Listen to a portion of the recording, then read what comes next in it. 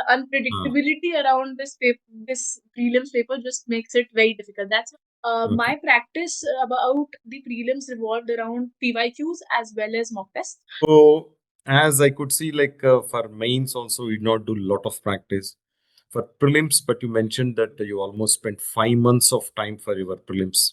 So, how much of practice you did for prelims? How much of practice that you did for mains comparatively?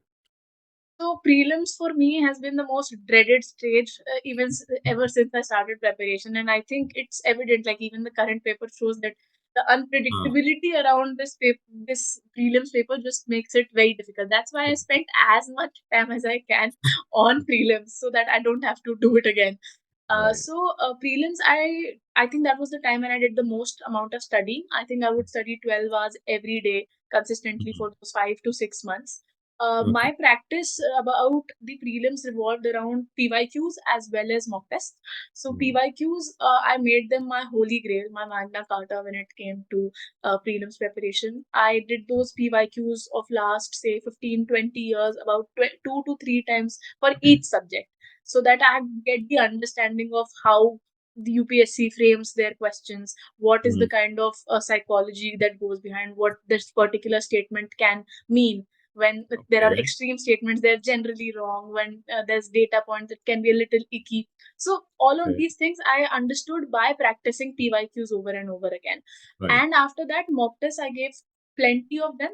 I mean, I would give subject wise after I finish, say, one particular subject, say I finish polity, I would give at least 2 to 3 mocks that are sectional, for example, related to polity.